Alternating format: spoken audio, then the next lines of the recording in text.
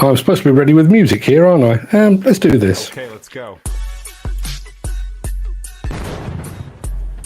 That's not working then. That's a good start. It may start in a second. If it doesn't, just ignore it. Pretend that never happened. No idea what's going on there. Good morning. Good morning. How the devil are you doing this fine day? Hope you're all fit and well. Before we begin, a very, very quick aside. I went to see the movie Monkey Man last night, and it was like nothing I've ever seen before. Really would recommend it. Incredibly violent, set in India, so it does have subtitles, and it is very stylish and stylized. But if you like the John Wick movies, you'll love this. Honestly, can't recommend it highly enough. Now, even though the music isn't working, I'm going to say a couple of quick good mornings. Say good morning to Andy Dalvell, to Gary Muirhead, to Jim Turner, and to Ken Hatter as well, and Mark Whiting as well, all of whom are in the chat. And I've just realised I've got my lights in the background on the wrong setting. I'll attend to that in just a moment. But before we move on, I do have a serious question. And my question is this. What is the point of trade associations, trade bodies, and trade federations signing up to mental health awareness campaigns? None of them actually police or enforce mental health awareness among their members. None of them mandate changes to the working practices of their members. And none of them have managed to put a dent in the rate of suicides among workers in the industry. So, my question is, are they just raising awareness for raising awareness? Are they just piling on the next passing bandwagon? Or are they just virtue signalling in the most cynical way possible off the back of more than 500 industry suicides at last count? And we're still waiting for the new count. I'd love to get your thoughts on that. I'm going to say good morning to Dan Cullen, to Mick Norton, and to Graham Footy Williams, all of whom are in the chat now. I will try pressing your buttons in just a moment, gentlemen. But the gremlins seem to have struck again, which is a bit of a worry. Let me just go and have a look at exactly what's happening over here. Bear with me. I have come here to chew bubblegum and kick ass, and I'm all out of bubblegum. See, that seems to be working now. So on that basis, I can press on, I think. And yes, I do want to raise the awareness of this. Gary Muirhead has just said, just noticed, Monday will be the 700th show. Wow, that's some milestone. It is.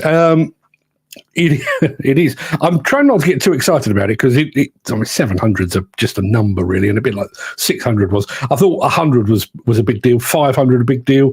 I think my next one is probably 1,000, which is still more than a year away. But yeah, 700 shows. 700 shows. Now, I do need to tell you that our friends over at We Are Conker are watching over on Instagram. Good morning to you. They may be watching elsewhere as well. We'll be featuring them in just a moment. But you will therefore have the opportunity to actually ask them some questions, and I'll be able to communicate them back and forth. If you are representing We Are Conker, if it's Anthony, I think is in the chat, better to watch over on LinkedIn because you'll actually be able to see the chat going through, and you can attend to any questions that that the audience throw in. So, with all that being said, what say that I roll the intro, post the question of the day, and get this show on the road? Let's assume that all is working properly now.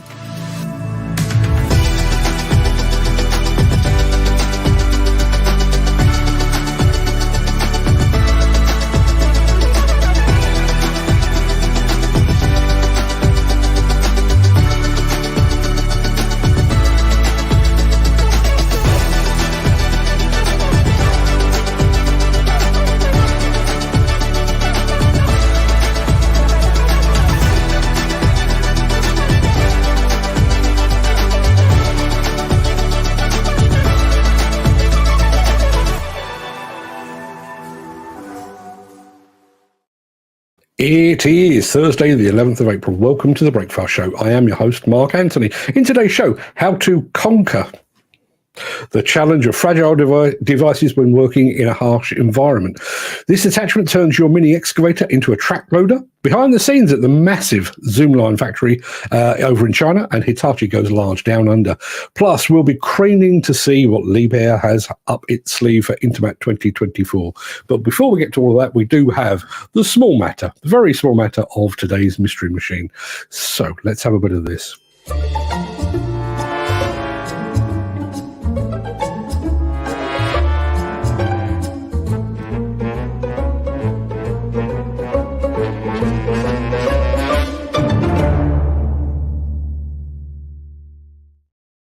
I'll get to that in just a moment, but a couple of comments over from the chat. Mick Norton, in answer to my cynical question about whether trade associations are right, wrong, or indifferent on signing up to mental health awareness campaigns, the trade associations and other similar organisations are just box ticking regarding mental health awareness. Their memberships never seem to question this rationale. Yeah. Yeah, absolutely spot on. And our friend Footy, couldn't make it to work this morning. My ball joint on my car. Glad to hear it's on your car. Went last night, so it's in the garage being done today. Good luck with that. Now, I did mention the mystery machine, and I'm about to show it to you, or show you a bit of it anyway. That's what you've got to work with. A wheel. A wheel is all I'm giving you so far. If you'd like to have a guess at what that might be, then please let us know in the chat. I will reveal a little bit more in just a moment. But before we press on, I do need to very quickly remind you of today's question of the day.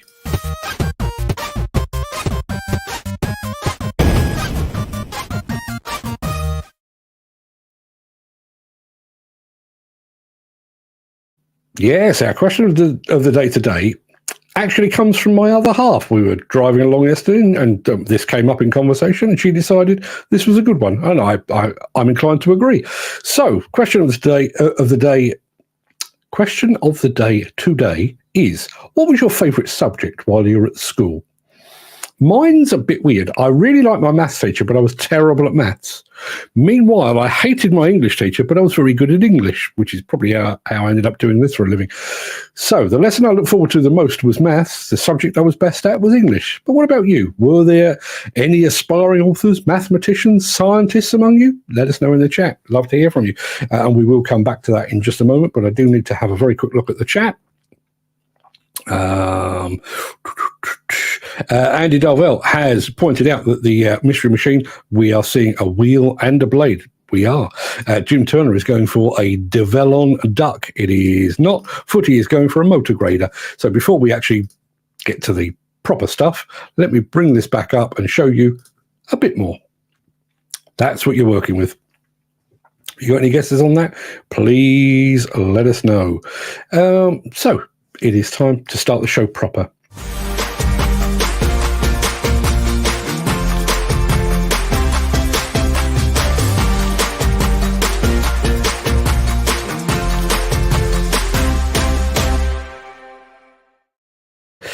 Now, we're going to start today with a slight departure from our usual content. Obviously, our focus here is usually on all things digger related, but there's another item of equipment that each of us, me included, relies upon every single day.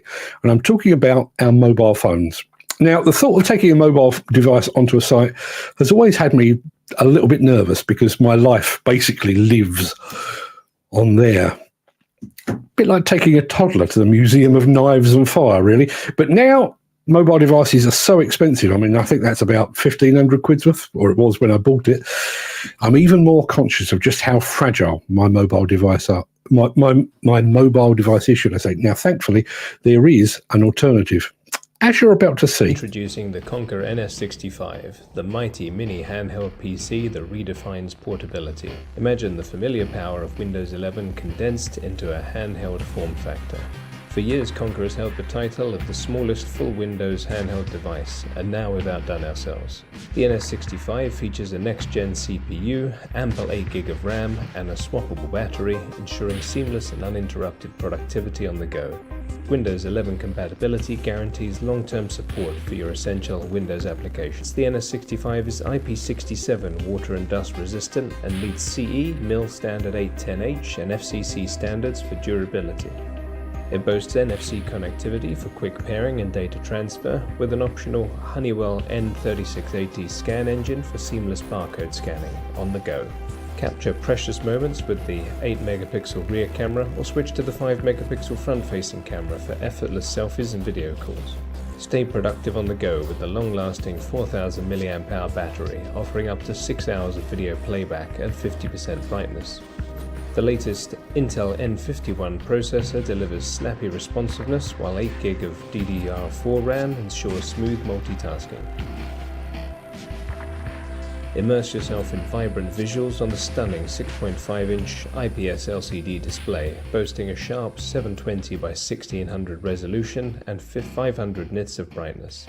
The NS65 features a USB-A 3.0 port for peripheral expansion and a unique 4-pin docking connector that supports charging for effortless desktop integration. The Conker NS65, small in size, big on possibilities.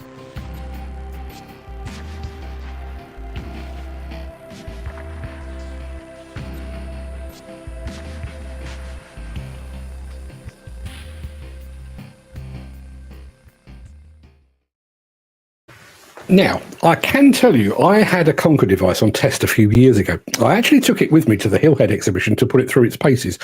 I warned Conker in advance that I was going to drop it and get it wet on purpose. Their response was, feel free. So I did. I deliberately dropped it onto both rock and onto gravel. Not a problem. Then I placed it in the path of a mobile water bowser the show organisers were using to keep the dust down. Got a proper soaking. Still didn't miss a beat. So if you're in the market for a new phone, maybe consider a rugged device from those fine folks at Conker, or, which is kind of what I did when I had one on loan. Even if you're not in the market for a new phone, you might like to do what I did. Have a flashy and expensive iPhone for off-site, for when you're down the pub looking all cool and groovy, and have something a bit more hard-wearing for site, much the same as you do with your clothing and your PPE and what have you. If you'd like to find out more about all things Conker, you can do so using the link that I've posted in the chat. It is weareconker.com. If you've got any questions about that, then please let us know. Andy Darvell has just said, looks a good bit of tech. It really is. I realise the barcode scanner is a very little use to most people on this show, but you know it's built in anyway.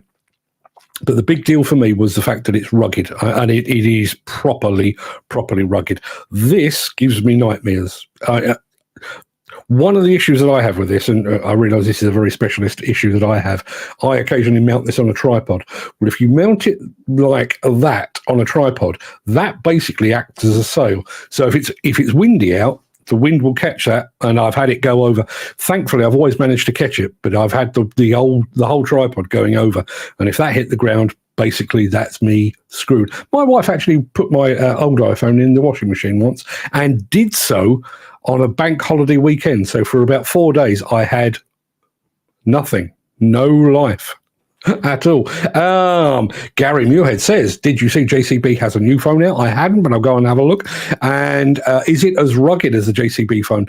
I've seen the old JCB phone. I've also used and operated the old Caterpillar phone, and I can tell you that everything that Conker do is every bit as rugged. And, you know, obviously we're talking here about mobile devices. We're talking about mobile phones, but Conker also do mobile tablets and that kind of thing. So if you are a tablet user, go take a look. weareconker.com. We'll be back in a moment, but I do need to show you a little bit more of this mystery machine, because we have had some guesses on this. What did we have? Dan Cullen saying it's an Liebherr duck. It is not. Footy saying it's an 8-ton track machine. It isn't, because it's on wheels. Jim Turner saying it's a Volvo duck. Graham Footy Williams is saying an 8-ton duck. It is not any of those things. So shall I show you a smidgen more? There you are. It doesn't really give the game away, I don't think, but that's what you've got to work with. If you've got any clues on that, please let us know in the chat. I want to take that away and press the button that says this. If you are enjoying this episode, please consider supporting the show. You can leave us a tip at buymeacoffee.com/demolition news. I had a couple of things in the chat. What we got? Mick Norton says mobile phones of any type are a major touchscreen distraction for plant operators, compromise safety, and should be banned from use apart from lone workers. I think a lot of sites are very much on that kick, aren't they? I'm sorry, just seen another comment come in. Yeah, I know a lot of sites you can only use mobile phones at break time and that kind of thing, which I understand. But I mean, my mobile phone sits in a bracket in my car when I'm doing 70 miles an hour, mainly because I use it for sat nav, and I also use it for listening to audiobooks and that kind of thing. I don't find it distracting, but I can understand where Mickey's coming from, and I think letter of the law, probably not a bad idea to have it in your hand. And one of the things that did strike me, and I know we've discussed this before, and I think Steve Williamson raised this, there are certain social media influencers that regularly photograph themselves mobile phone in hand while they're operating a machine. Wouldn't say that's setting a good example, but let's have a look. Dan Cullen is guessing that our mystery machine is a Mechalak duck. It is not. My wife, I'll come back to that in a second. A Cat 14-ton duck. It is not that. My wife explaining why she decided to wash my mobile phone in the washing machine. Why did I wash your phone? You left it in dirty jeans at the back door. Yeah, I did do that. But, I mean, you kind of feel the presence of one of these, don't you, in your pocket? Surely, do you not? As nobody's got the Jim Turner says plenty of folk on the ground walking around staring at their phones instead of making sure they're safe on site. Yeah, I mean, I do honestly agree. They should be parked up while work is going on. If you're on a break time, not a problem at all. If you're in the cab and you've got the thing mounted and you're just listening to music or a podcast or tuning into this show, we need to make that exception. Not a problem with that, but you certainly shouldn't be using your phone while you're operating. All good points, well made, gentlemen. Go back to this. No, let's go back to this. Nobody's got the mystery machine so far, so there's a little bit more. Does that help? Does that colour scheme help in any way, shape, or form? Or am I just trying to fool you with the colour scheme? I'll leave you to decide while I press on, because we've already done this bit. There was no plan to this. There really is a plan on this show, to be perfectly honest, but over the past few days, we've accidentally focused on two things: unusual attachments and factory tours. No idea why, but we have. Well, we've got an awesome factory tour coming up in just a few moments, but first, it's weird attachment time. You've already stated your love for the Blade Buddy and the Maxi Reach, so let's see what you make of the X-Boom. Now, bearing in mind this is a big lump of file, I need to drag this off my hard drive to show it to you as soon as I can find it. It looks a bit like, well, this.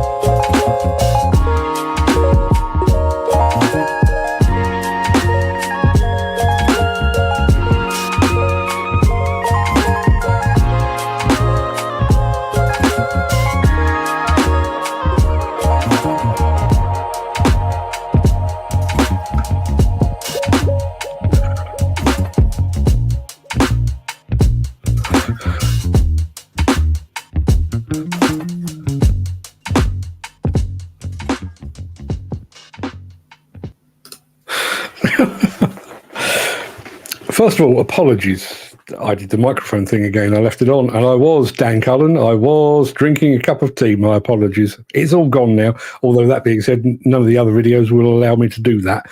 Because I took that off my hard drive, the microphone didn't cut out, so you all heard me slurping. My apologies if I've ruined your breakfast.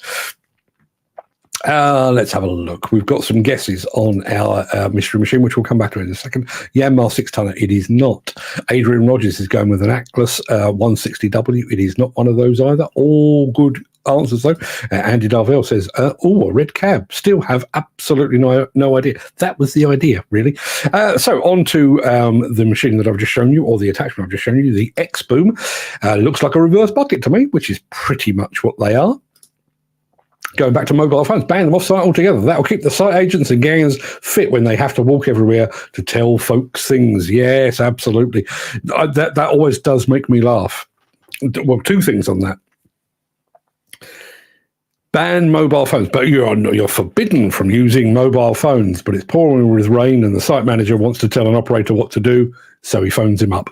That's one thing. And a few years ago, the fine folks at the National Federation of Demolition Contractors, good morning, Hemel Hempstead, by the way, launched a mobile phone app to help those on site to identify what type of materials they were using or they were dealing with, and in order to ascertain what they were supposed to do with them. So identifying various types of wood and concrete and everything else.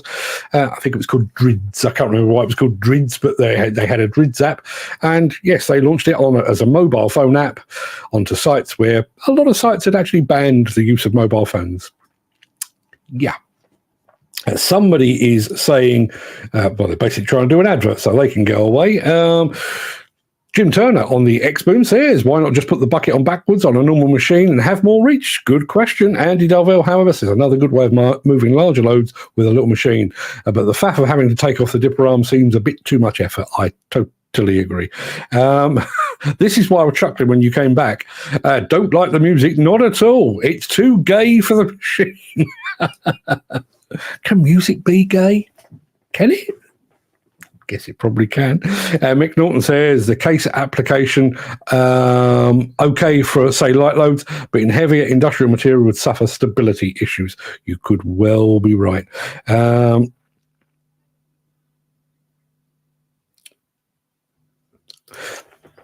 now you've got to have an app, sign in the morning, sign out at night. I'm not sure what that's all about, but thank you very much indeed for that. So nobody's got the mystery machine yet. I thought this one was going to be a bit easier than ones we've done recently. So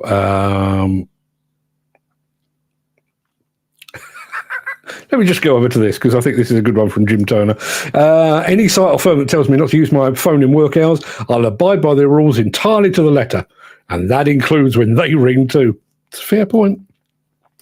And bearing in mind, particularly when you think about the absolute truth. Now, let me be absolutely clear. I'm in agreement with Mick Norton on this.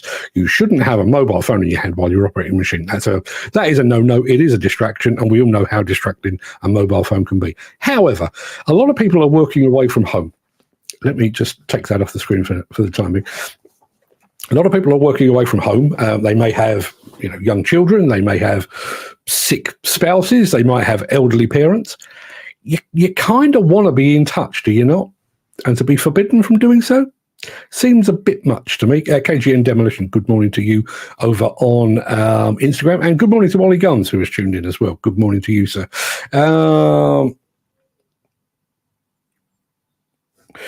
Now you can get you've got to have an app on your mobile phone. Sign in the mornings means clock in and nighttime clock out on your mobile phone. I didn't know people were doing that.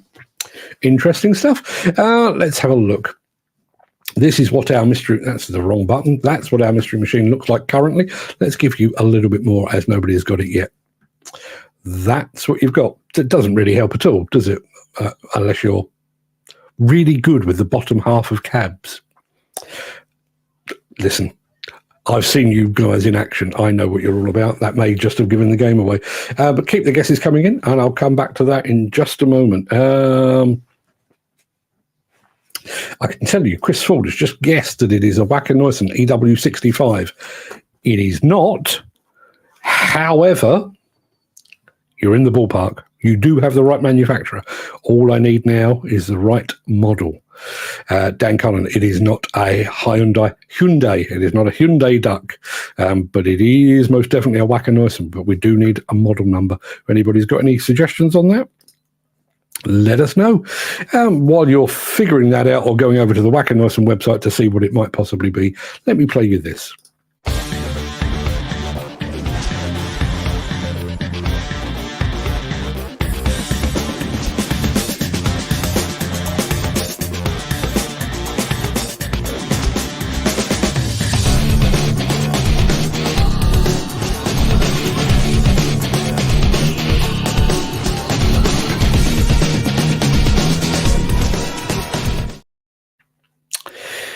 Yeah, I promised you a look around another factory, and like DHL, I always deliver. We've been to the factories of Kobelco, Caterpillar and Case so far this week, but this time we're headed to China, and this time we're going to see the massive, and I do mean massive, Zoolion brand.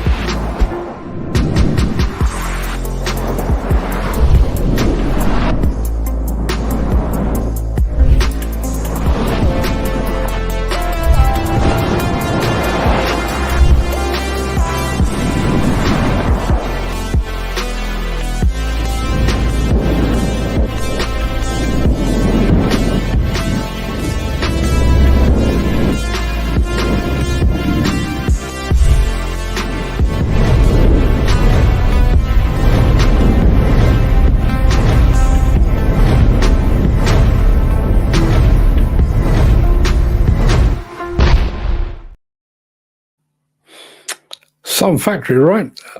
Totally agree. Andy Dovell just said that is some factory. He also says pretty good drone pilot as well. There were a few breaks in that, and I'm sure there was some fancy CGI going on at the same time. But yeah, what an awesome video. I regularly see Zoolion at big international shows. In fact, when I saw them at Con Expo some years ago, they were probably the first Chinese brand that I'd ever encountered at one of those shows. Still not aware of them landing here in the UK, though. Although I do think they're getting closer. I'm pretty sure they're now active in Turkey. So surely only a matter of time. And Dan Cullen also in agreement. Now that is a factory. It most certainly is. Graham Footy Williams says, looks like a big company making stuff, but they still pull them stupid steps on the machine, which you slide out, breaking your ankles like I did the other day. Ouch. Mick Norton said, I remember an Irish piling foreman at Bullivants where a CFA rig operator was never off his state-of-the-art smartphone to his girlfriend. An opportune moment, the foreman ripped the phone out of the operator's grubby mitt, threw it down the 40-foot augured hole of the car park foundation. See, in this day and age, you'd probably be sued for workplace harassment for that. You probably would. That's the world we live in now. Now, we do have some more guesses. I can tell. We already know that what we're looking at here is a Wacker-Neuson. Chris Ford, as I say, went with the Wacker-Neuson EW65. He also went with the EW100. It is not one of those. It is not an EX75. It is not an EX110. It's none of those things. Can I show you a bit more? I think I probably can. Yeah, that doesn't help at all. We already know it's a Wacker-Neuson. We just needed the correct model number. Please keep the guesses coming in. I'm sure somebody's going to get it in a second. But we do need to crack on. So let me take that off the screen and let me go with a little bit of this. Since the finance bill came into effect in April, the construction industry has seen a surge of fuel thefts. The rising cost of living has placed an additional risk of theft by employees and contractors, as well as opportunistic thieves. By using diesel dye and placing warnings of its use, you are sending a clear message that this is your fuel.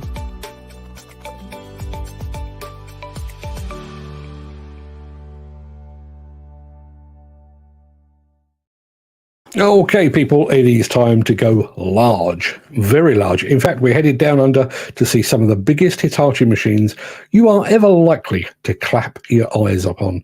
Take a look at this.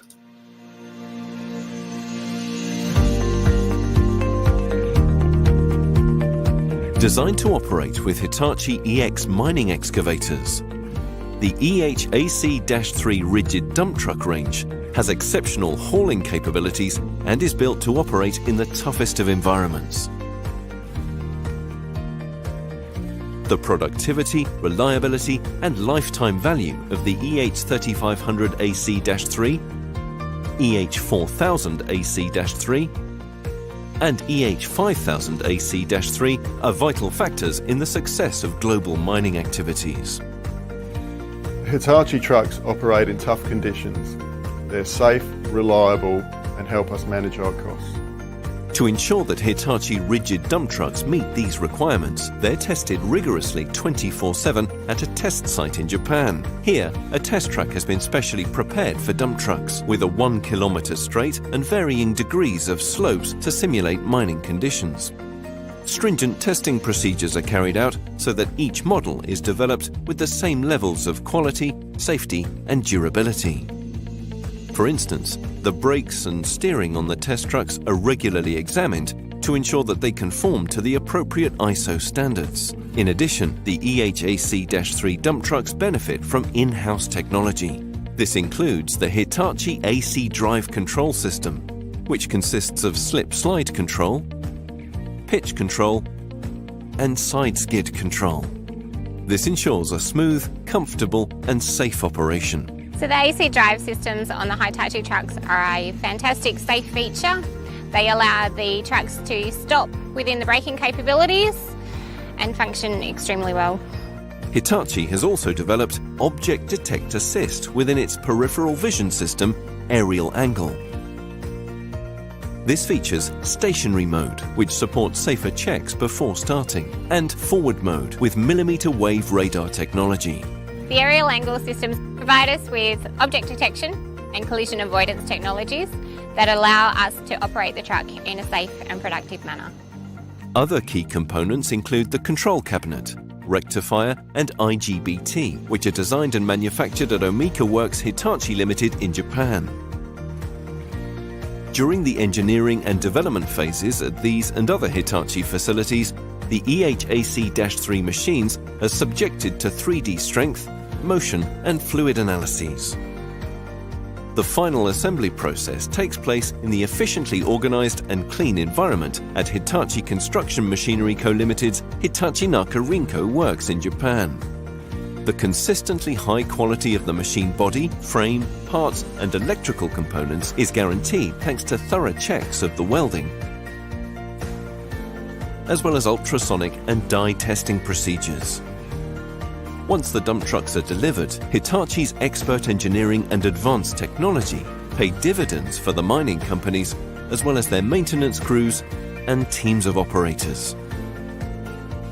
As part of Hitachi's global e-service, mining companies can also use ConSite and OwnerSite to manage their fleets of dump trucks and excavators effectively.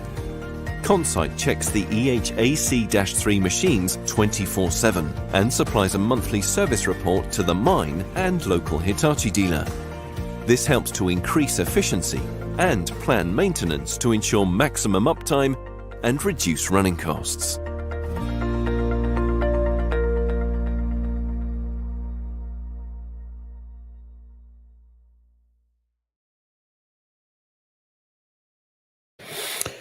They really are the monsters of the industry, aren't they? I'm going to go over to the chat very, very quickly because Mick Norton has just said the Hitachi application in Australia slowly moving to fully autonomous on similar operations. I can certainly see that coming. I can't see them taking anything that big with them, but with Intermat just around the corner, looking forward to catching up with Hitachi in just over a week's time. Speaking of Intermat, we will be back with that in just a second, but I do need, this is going to be your final shout to get the question of the day, not the question of the day, the mystery machine correct. That's what you've been working with. Now, Steve Williamson has only just arrived. He's very good at this. Steve, any ideas on what that might be? And let me give you just a little bit more, some bucket. If you've got any ideas on what that might be, please let us know, because once the next film is over, I win. Unless somebody comes up with the right answer, I win again. I say that like I do it a lot, but you know. We were talking about Intermat, weren't we? So it's that time.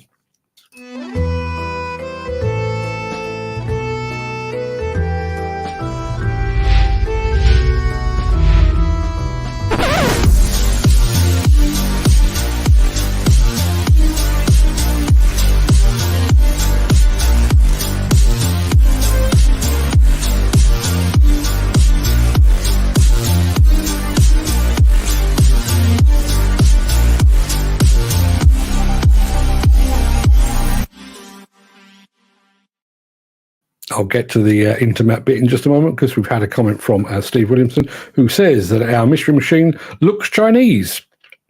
It may well do. It isn't. It is definitely not Chinese. That's what you're working with. And as I say, when this following film is over, and I can tell you right now that the film in question is 1 minute and 21 seconds long, unless somebody's come up with the right answer while this one is playing, then I win. And I'm sure you'd hate that to happen.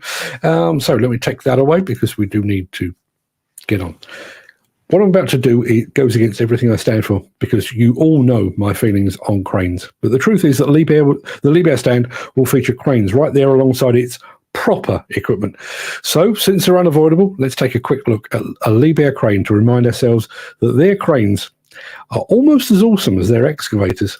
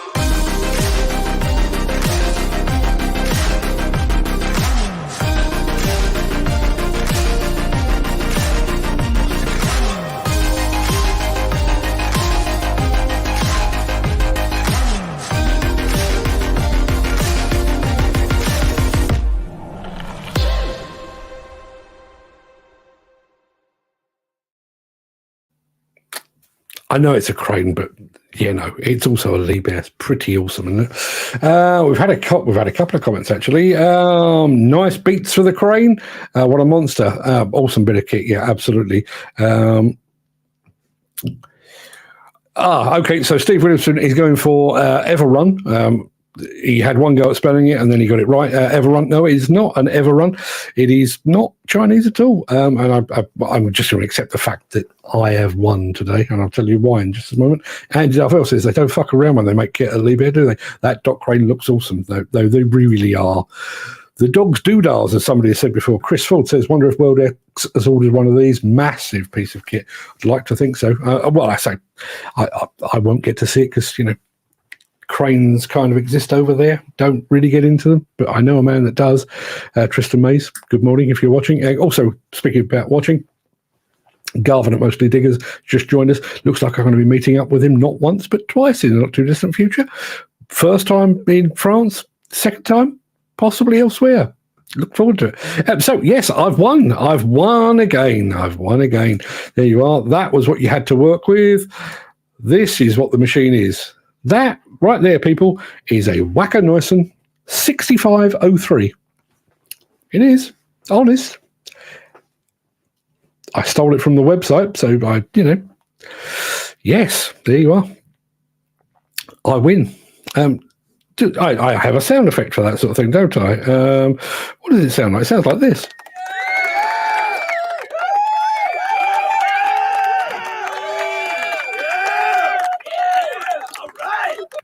All right, indeed. Steve Williamson has also said he's meeting up with Garvin as well. Yeah, Garvin is going to be at Intermat in, just over a week's time. I'm meeting up with him, I think, on possibly the Friday. He's coming in a bit later than I am, so I'm going to be meeting up with him on the Friday. But, yes, we're going to be hooking up. My God, I thought Wacker Neuson with design of that ballast, says Steve Williamson.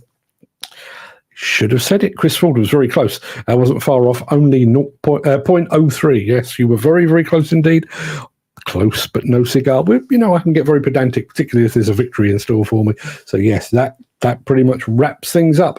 I'm going to roll the outro in just a second before leaping gazelle-like over into the chat to see what you're all saying today. If you can't stick around for that, then please stay safe. Look after yourself, your family, your friends and your colleagues, and anybody else that you know. I hope to see you again very, very soon. But if you do have the time and the inclination, as Arnie would say, I'll be back. Yes, I will be back with the Craic immediately after a final word from our key show sponsor.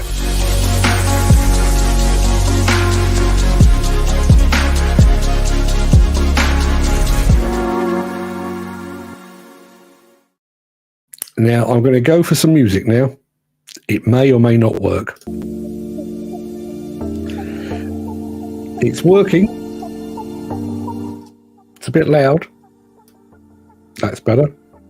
Whether it'll stay working, not entirely sure. Good morning, everyone. How the devil are you doing? Let me go back to the very beginning of the chat. I can tell you that our friend Wolfwelder over in the States said, good morning. At 9:48, I think that's the earliest anyone's ever joined the show. He said, good morning, not going to work today because we had issues with the power and they had to shut it off to fix it, so I'm going back to sleep. Have a good one. I'm going to do my level best to do precisely that. Who was first properly off the mark? Andy Darvel. Morning, Andy. Hope you're well today. Counting the days until you join the mighty AR Demolition, I'm no doubt. Good morning, Mark. This is Gary Muirhead. Good morning, gang, as well. Good morning to Mark Whiting. Good morning, chaps. Good morning to Jim Turner, to Ken Hatter, to Footy, to Mick Norton, to Dan, the man with the hats. And yes, if you weren't here at the very beginning, I can tell you that, yes, Monday is going to be our 700th show. In actual fact, I think we're close to, we've topped the 900 overall, because there was a bunch of shows before this format. We've also done the evening shows. We've done Saturday shows as well. So, yeah, we're rapidly closing in on 1,000 live shows in the space of 4 years. Not bad. Well, just 4 years and about a month. So not a bad average. I think in terms of breakfast show, I think we're averaging around about 200, 210 shows per year. So you can do the maths. If Monday is our 700th show, then our 1,000th show, which is obviously a bit more of a landmark, is a year and a half away, maybe 18 months away, give or take. Yeah. So our question of the day today, and the more I thought about this, the more I thought we may have actually done this before, but I can't remember because I've started to note down the questions of the day now, but I didn't do it from the beginning. So apologies if we've done this before, but that was the question of the day. And I'm going to blame my wife because she came up with it yesterday afternoon. What was your favourite subject at school? Already said mine. Favourite subject was maths. I was terrible at it. Second favourite was English, and I hated the teacher. Go figure. My question at the very beginning was, why are trade associations signing up to mental health awareness schemes? And I mean, it just so happens that we're talking about mental health awareness schemes, but also things like, signing up to gender equality and racial equality and transgender and everything else. A trade association signing up to anything doesn't actually mean anything at all. If I don't know, the CPA or the Scaffolding Association or the NFDC in Demolition were to mandate a rule whereby their members had to have 30% female employees or had to prove that they were equal opportunities employers to the LGBTQ community, or if they were actually putting in place requirements of their members to achieve certain levels of mental health, not just awareness, because awareness is it's just a wanky word, really, isn't it? I'm aware that there's a manhole cover missing there. It doesn't stop me falling down it. I'm just aware that it's there. And being aware of mental health isn't actually addressing the point. So my point was, why are they doing it? Personally, I believe it's nothing more than some very, very ill-advised virtue signalling. Mick Norton says, trade associations and other similar organisations are just box ticking regarding mental awareness. Their memberships never seem to question this rationale. And why should they? If let's use the NFDC as an example, because they are on probably their second or third attempt at doing something in the mental health sphere. Even if they sign up and even if they are completely committed, and they may well be, even if they're completely committed to it, there is nothing that means that their 120 odd members need to fall into line. There's nothing that requires any of their members to change their working practices to limit the stress that their workers are feeling. Nothing at all. It's a pointless, as Mick said, it's a pointless box-ticking exercise and nothing more than that. Guesses. Mick Norton, question of the day. His subject was history. Favourite subject was history. Never got on with history, mainly because my teacher used to require me to recite the Friends, Romans, Countrymen speech from Julius Caesar. I realise, there's no proof that Julius Caesar ever actually said that. That's a Shakespearean thing, obviously, but guesses on our mystery machine again. Andy Lovell says, I love science. I love finding out answers to questions I had about the universe. Very interested in stargazing and still am. Can spend hours looking into the night sky in wonder. It is one of those things, isn't it? Back in the day, when I could sleep on the ground fairly comfortably, I used to go night fishing a lot, and you tend to go fishing often in fairly remote locations where there is no light pollution. And when you get no light pollution and you look up at the night sky, it really is mind-blowing. I remember doing it in a place just outside Dorking, maybe, I don't know, 8-9 miles away from where I am now, but really in the middle of nowhere, very, very rural, and laying on my back just waiting for a carp to come along, which I don't think it ever did, and just looking up at the sky and saw a shooting star. And it's a very, very good reminder of just how minuscule and meaningless we all are. Jim Turner says, question of the day, it's a toss-up between history and science, depending on the subject.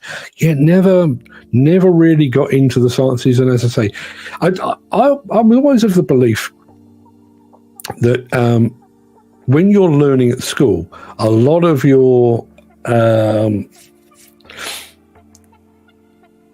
lot of it depends on the teacher you had. My English teacher was a certified lunatic, Irish, and literally this.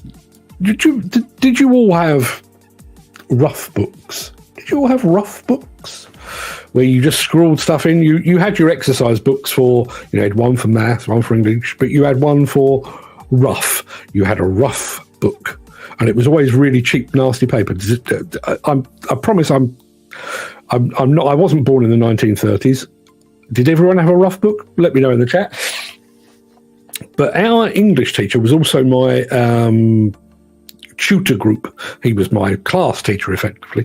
So you'd go to him and say, "I need a new rough book. I've worn this one out, or I've written the names of my favourite bands over the cover, and I've got no more space left," and stuff like that. So he used to go to his cupboard, and they were kind of shrink wrapped. So I think there was like 24 or 36 exercise books or rough books in a pack. Now, any normal person would fetch a pair of scissors, cut the plastic wrap off, and hand you one.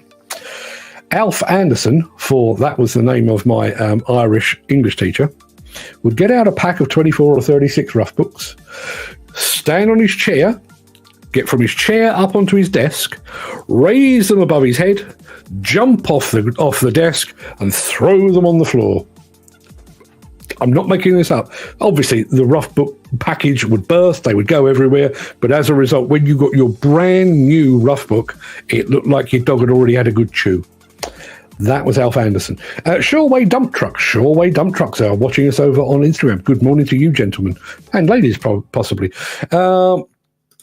If you are interested in Conker devices, and I know some of you probably are, if you're interested in Conker devices, rugged devices, for those working in demolition, construction, quarrying, and for those that are just desperately clumsy, if you'd like a rugged device, be it a mobile phone or a tablet, you can find them over at weareconker.com. Give them my regards when you get there. They're not paying me for this. I just thought I'd share it with you. Top of the morning to everyone, says Chris Ford. Rain free for once. We have a bit of light rain here. Just a light drizzle we have here.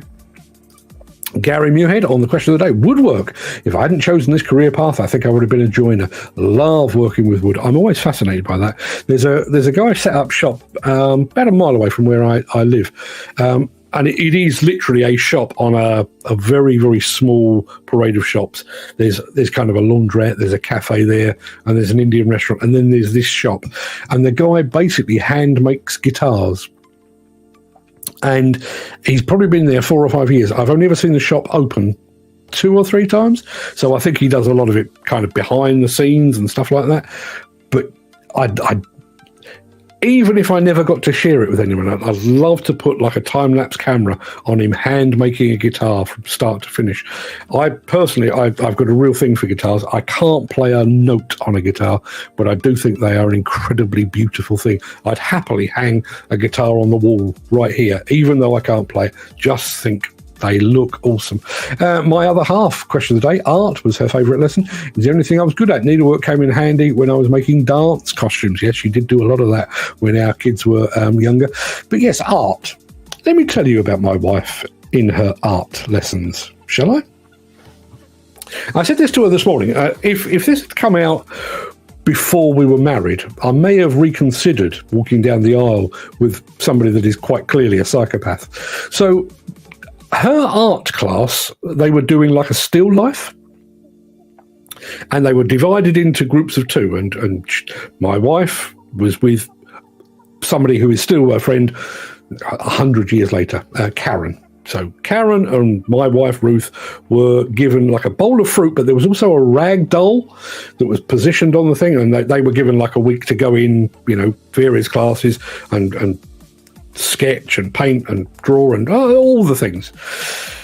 My wife did her sketching very, very quickly and then just had the colour to worry about. So she thought it would be quite a hoot to go in there, take a pair of scissors and cut off the rag doll's head.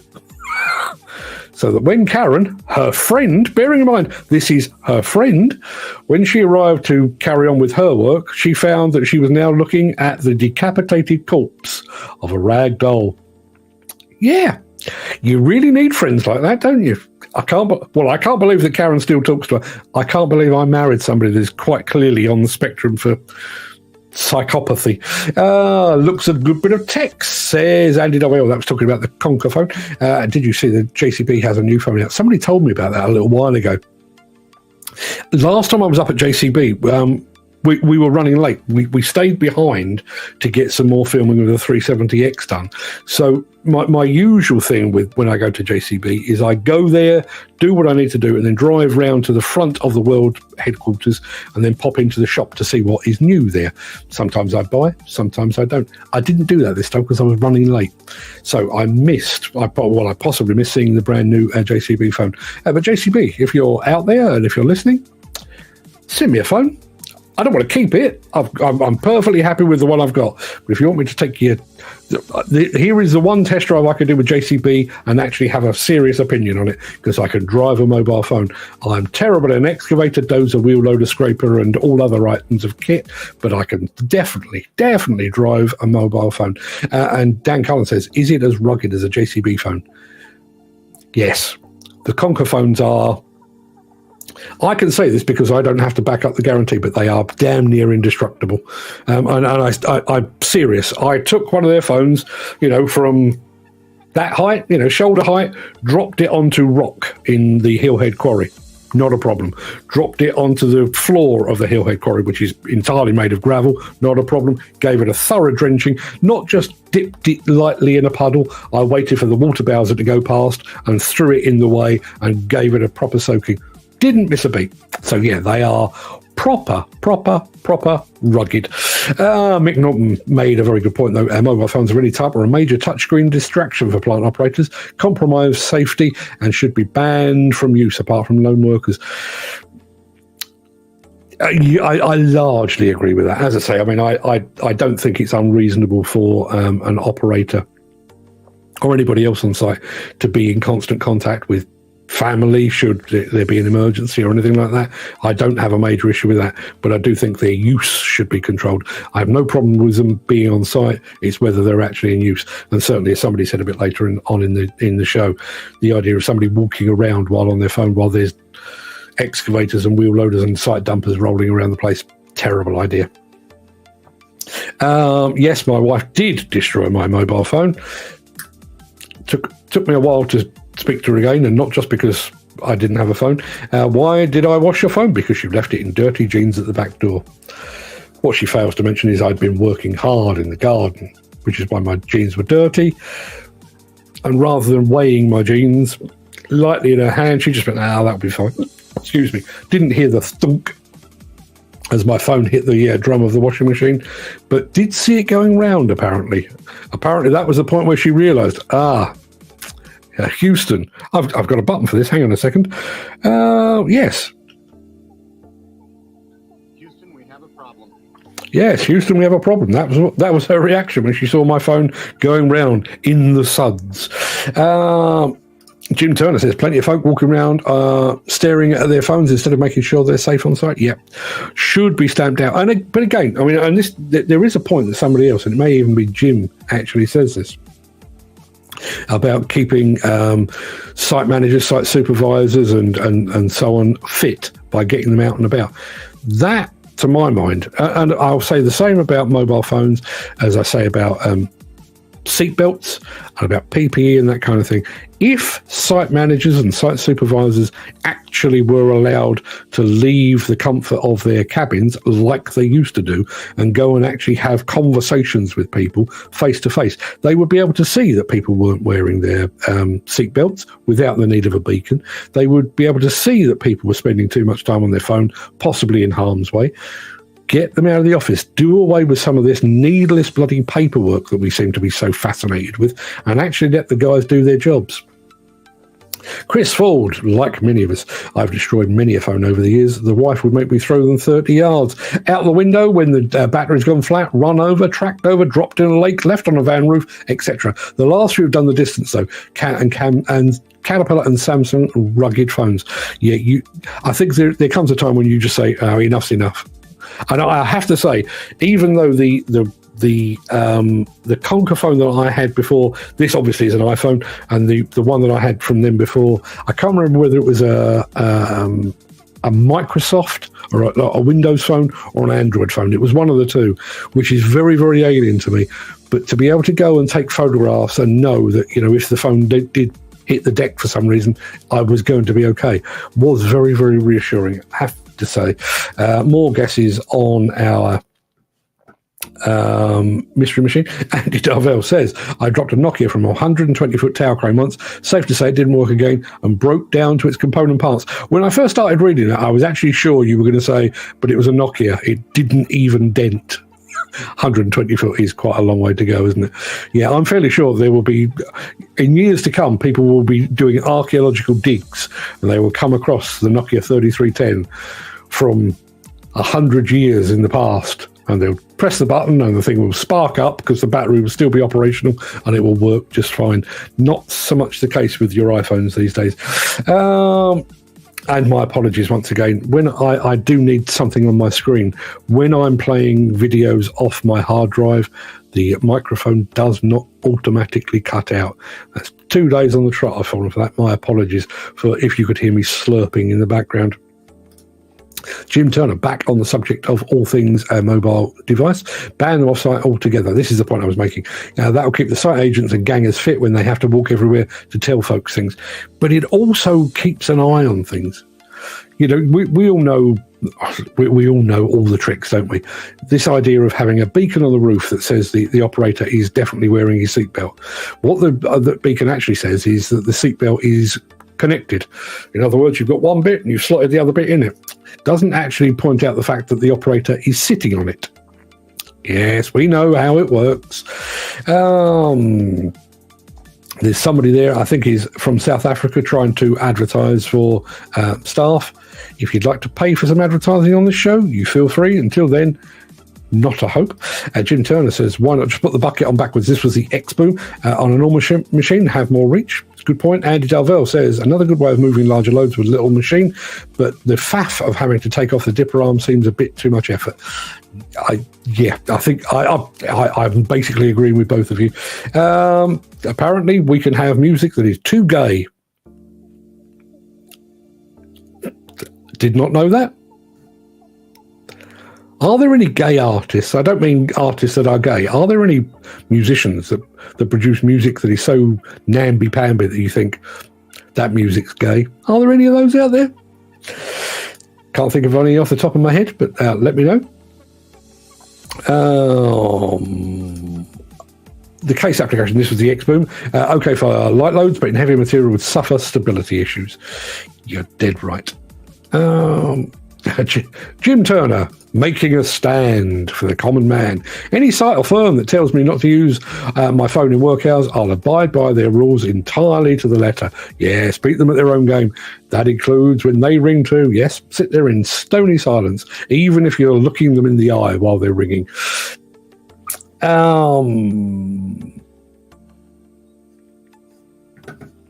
Ken Hatcher says, as long as you put the bucket down and isolate it using a phone is fine. Come on, we're in 2024 now. They are part and parcel of the industry, aren't they? I mean, even to the fact that when you go to launches of machines, including the one that I did most recently, which was the JCB 370X, they talk about the Bluetooth connectivity, so you can hook up your phone and, you know, you can take calls while you're working, hands-free, and you can listen to music and podcasts and quite possibly tune into the unique 5-ring circus that is the Breakfast Show. You can do all of those things. I wouldn't necessarily recommend watching, but you can listen to the Breakfast Show if you're operating. I know plenty of people that do. More guesses on our mystery machine, but none of you actually got it. The Zoolion factory, what a facility. Now, bearing in mind, I mean, I thought the facility that Kabelco was showing off back on Monday, was it? Monday or Tuesday? Was fantastic. But that Zoolion factory, just astonishing. And when you think that some of these Chinese companies have only been in existence for 30 or 40 years, I realise they've got a huge domestic market, but they've come a long way in not very long at all. Let's have a look. What have we got here? Steve Williamson, late but always welcome. Sorry I'm late to the show. Had a company survey to complete, so I let rip, he says. And he goes on to say, the survey said it was anonymous, but I think they'll definitely know it was me. Calm down, sir, calm down. You still need a job. But he also says, in answer to our question of the day, I was expecting a few more of these, actually, because operators and the like tend to be very practical, hands-on types of people. We've had Gary Muirhead talking about working with wood, and now we've got Steve Williamson, who loved metal work. Yeah, another subject that I was always destined to work in an office with a typewriter. I did metal work for a couple of years. I made an ashtray. It was the 80s. That was still an acceptable thing for a child to make. I made an ashtray and I made a trowel. Like not a bricklayer's trowel, but a gardening trowel. So metal kind of S-bend handle, bent the metal for the blade of the trowel, and then burnt on a wooden handle. I think it fell apart the second time my dad used it. Not really my game at all. Mick Norton was talking about the Hitachi machines. Yes, they are moving slowly to autonomous. Why would you not? And I've always come at this from the same point about the fact that autonomous machines tend to work in the middle of nowhere, because there are no obstacles. You've got very few people there. But then look at that from the other way. If you're in Australia, there are some incredibly remote parts of Australia, like where we sent that Craic Cabelco machine went to Gove. It's a 24-hour drive from Darwin, incredibly remote. Do you really want to be sending people out there to work there? Or would you not be better off just making sure there's a minimum number of people out there and the machines do the work? I think there's a lot to be said for that. And I also wonder, given the fact that we were talking about trade associations and mental health and all that kind of thing at the very top of the show, I wonder what the experience is with those that are working in remote locations like that. I mean, I know Steve Williamson worked offshore for a while, and in some ways I would imagine working in one of those remote quarries or remote mines in Australia, South Africa or wherever, I would imagine that's the same kind of deal. You're a long way from your family. What is it, 2 weeks on, 2 weeks off? I don't actually know how they schedule it, but I wonder what the mental health experience is in those remote locations where you're literally miles and miles and miles from home.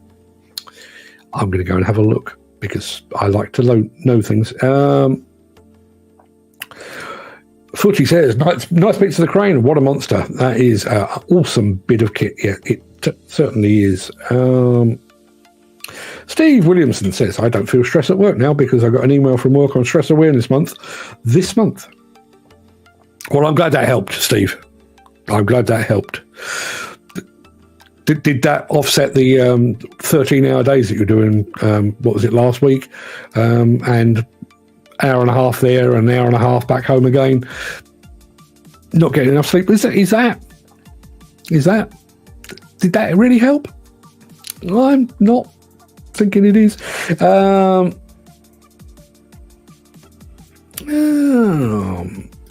700, and I've been on them 4, maybe 5 times. Chuffed. 700. What was that about? What were we talking about?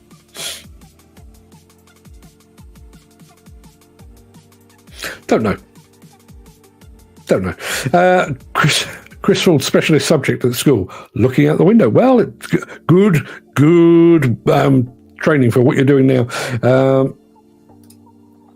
No rough books here. I went to school, not prison.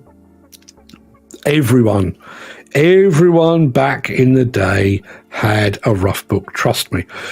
I never encountered slates and bits of chalk to write on. I will be honest. I mean, I promise they were out of use. All of the desks at my school had inkwells. They really did. Sloping lid on the thing and the inkwell on top, and they were not long out of use when I started school. Dan Cullen, question of the day. Nothing, as always. Daydreaming of digging and farming. Well, as I say, good practice for where you are. Your sound effects are really low. Can hear you perfect, but the sound effects are really low. Yeah, unfortunately, it's kind of a dual band thing, and particularly the Tom Hanks one. This one, Believe it or not, I took that obviously offline, and I've increased the volume by 400%, and it still isn't working. So I may have to lose that one and come up with something else. Jim Turner? What does Jim Turner say? It's a long comment. Once you start enforcing a varied workforce, you are being prejudiced against the majority. And as we all know, being prejudiced is wrong. So we should ignore whether folks are black, white, or whatever. Ignore whether they are gay, straight, or other. Ignore how they dress, and bloody well concentrate on whether they're decent, hard-working people, as we are all the same on the inside. Yeah, 100%. I don't believe we should employ women because we need to tick a box. We should employ women because they do the job as well or better than the nearest male competitor for that job. Same as whether people are black, white, green, or yellow. There are very few green people in the world, I realise that. Although, I did read a little while ago, they did exist. There were people, I think there was a pair of twins who were actually green. Something to do with their diet, I think, but there were green people. But yes, I don't think we should be doing it as a tick box exercise. Oh, yes, we've got a certain number of women. What we should have is, I think we should just be more open. To minorities, and in this industry, I think women are obviously the minority, and those of an ethnic minority, and those of a sexual biased minority. Just be open. Don't dismiss them out of hand. Give them a fair crack. If they're good, keep them on. If they're not, don't. Same as we do with men. Give them a shot.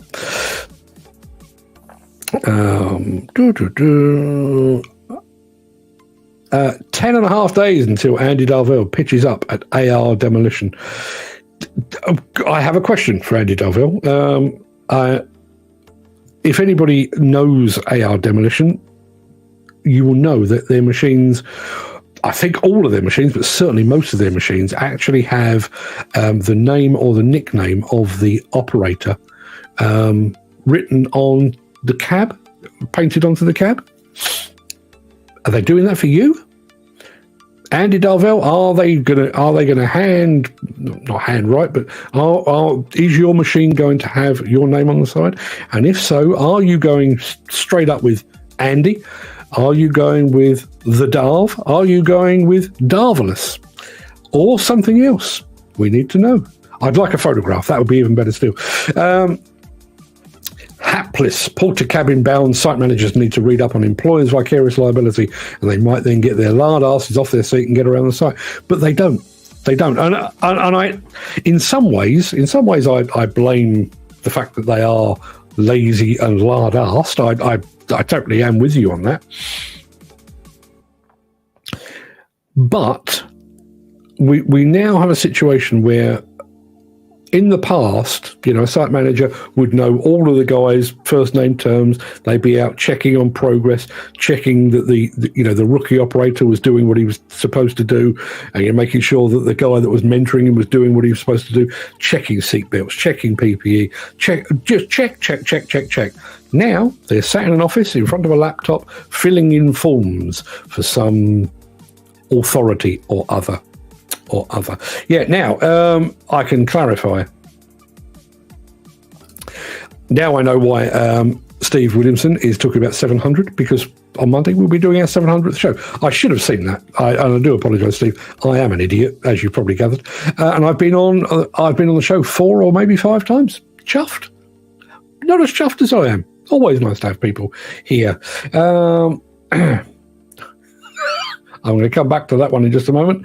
No, it's the next one up. Chris Ford. If the mic doesn't cut off, the best advice is don't go for a dump. I don't take the mic with me, and the loo is quite a way away. I promise.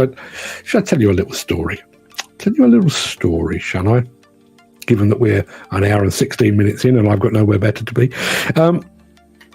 Some years ago, for reasons I won't bore you with, I had called to have ITV television pop round to my house to talk to myself and my good lady wife about a thing, what was happening in our area. So they mic'd me up and asked me a few questions, and I, vented my spleen as I'm given to do. And then they mic'd up my wife. But they decided they were going to move the cameras around, and because they'd filmed me in one location, they wanted to film her in a different location. So she said, well, while you're setting the camera up, I'm going to pop to the loo.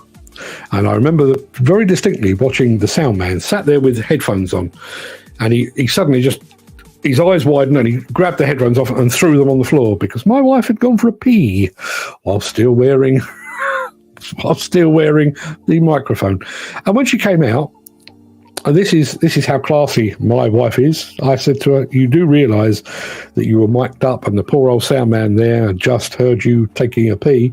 And she said, oh, don't worry, I didn't fart. Classy bird through and through. Cuts off heads off rag dolls as well. I'm taking my phone no matter what. If anything happened at home and I didn't know because of shit rules, I would never forgive myself. Jog on with that shit. We have lives, you know. Yeah. Listen, I do think you can take these things too far, and ultimately, why should an office worker, and I realise there are inherent dangers on construction, demolition sites and what have you, but why should a quarry worker not be in constant contact with their family, just in case, as I say, elderly parents, young children, whatever it might be, and somebody in an office can basically be on the phone all day long. There is lots of people telling me that, yes, 700, how many shows you've had? That's what you were talking about. You'd like to think, wouldn't you, that I keep things in my head. Really don't. Dan Cullen says, we called them scrapbooks back in the day. Now, to my mind, and I kept scrapbooks to me are things that you stuck stuff in. I remember having in actual fact, I've still got one of them back from when I was about 7 years old. I made a West Ham scrapbook. Got a big scrapbook, big foolscap slide one, and stuck lots of photographs of my favourite players. This is very early doors of collectible cards, so there's a few cards in there. A big poster of Jeff Hurst, my goal-scoring hero at the time. Big, I still have that somewhere. So that, to me, was a rough book, not a rough book. We used to cover our jotters with wallpaper. Yes, so did we. And do you remember looking at certain people's books at school thinking, not sure I'd fancy it at their house? Now, bearing in mind, I was at school in the 70s and then on into the 80s. There were quite a few sort of orange and brown striped wallpapers on the books of some of my friends. Yeah, horrible. Put me off going to their homes, really did. Steve Williamson says we have our names on all the machines here. I think it's a fantastic thing. I do honestly think it contributes to people taking better care of their machine, because if your name's on it, it's yours, isn't it? We should have an All About Ruth show. It'd be too long, and honestly, you would pity me. You would pity me. Some of the things that my wife did and continues to do would boggle your mind, honestly. I'll tell you another very quick one. Went to another of her friends' birthdays. I think it was probably her 18th or possibly her 21st. Nice house, quite a posh house, nice part of Surrey, leafy Surrey. And it was all finger food and quaffing wine, and, it was all very upmarket. And I was sat with Karen, the girl from the story of the rag doll without the head. And I was sat with her, and the birthday girl walked past the window and then was stood framed by a circular window. And all of a sudden, there she was, Katie, still friends today. Katie was hit in the face with an entire gatto. And Karen, calm as you liked, looked at me and just went, Ruth. And yep, sure enough, my wife had launched a gatto at the head of her friend who was enjoying her 18th birthday. That's the kind of crap I have to put up with. Mick Norton says, women operating heavy equipment is not a recent holy grail discovery. During World War II, the Women's Land Army operated roped excavators of all types, dozers and cranes with great aplomb. They did. And as I've said it before, and I'll say it again, I saw some outstanding high reach operators over in Japan. Not a man among them. Not a single man among them. Let's have a look. Andy Darvell says, I'll ask Rich Holt. Rich Holt cobbles to his friends. I'll ask Rich Holt if my name is going to be on the front of the cab. It's a metal plate that they bolt on. It'll either be Andy or Darv. They do a metal plate now, do they? Yeah, well, obviously, I mean, Cobbles being the master metallurgist that he is, I'm not surprised. It used to be kind of hand painted on, very script. I remember there was a Mr. Tickle up there. That was a nickname of one of the guys. Also remember going to see a couple of machines that had been vandalised. They'd been set alight overnight. And remembering thinking that's, because it had the handwritten name of the operator on there, that was that guy's machine. And he couldn't work because some arsehat had decided to set his machine on fire. Priceless moment. Well said, Mrs. Demolition News. Steve, I have many stories she does. Some of them would boggle your mind. Why do us operators get punished for idiot operators? It's a good question. Covering your book with wood chip gave you something to do when you were bored with the lesson. Yeah, wood chip was one of our go-tos. And then I had wood chip on one of my books, and I also had wood chip on my bedroom wall early doors when I first moved out of London into Surrey. And I do remember there was a patch on the wall where I'd sort of lay in bed at night and just with a fingernail just scratch bits and grab the splinters of wood out of it. So there was a little patch full of holes. McDonald says, I still have my 1957 scrapbook containing all newspaper articles on the terrible Munich air disaster and how it affected Man United. I bet that would be not a pleasant read, but a fantastic read. What a fantastic idea. I've got somebody, I think it may have been my wife or my in-laws, bought me a copy of, I think it was the Times from the day that I was born. That makes for interesting reading. The Ruth Anthony late night show, over 18s only. That would really open up the number of stories I could tell, I have to say.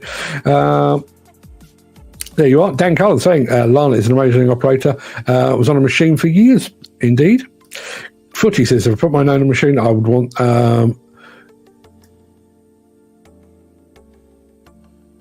Not sure. Remember in Vegas, you came back from the show and I was cheering the basketball game? Yes, I came. Steve, you were not present, but you were very close by. I came back from the ConExpo show to find my wife and a very, very large but very friendly black guy sat together watching the basketball. It was college basketball week in Las Vegas, and there was lots of games going on. And this guy was plying my wife with drink and teaching her the rules of basketball. Yeah, I came back to discover that. Thankfully, they were only watching basketball because he was a lot bigger than me. That's quite pleased about that. I would say, says Footy, if I put my name on the machine, I want a self-greaser on it, but they wouldn't do that because they would rather give vans out to everyone. They're not interested in looking after their own workers. It's a common story. It is a common story, I'm afraid. Yeah, I think that'll do us. That's nearly an hour and a half. I think that's more than plenty. Unless anybody's got anything else, I'm going to love you and leave you. Back tomorrow for our 699th show. 700 on Monday, as everybody has rightly pointed out, and I couldn't see because I am a pillock. Everybody, go and have a fantastic day. I'll see you for show 699 tomorrow, assuming you can make it. I will definitely be here. I hope you will be too. And then it's the weekend. We can all go and put our feet up. Till then, everybody, go have a fantastic day. Look after yourselves. Thanks for your company. Thanks for all your input. And as Dan Cullen has just said, have a great day. You too, Dan. See you soon. All the best.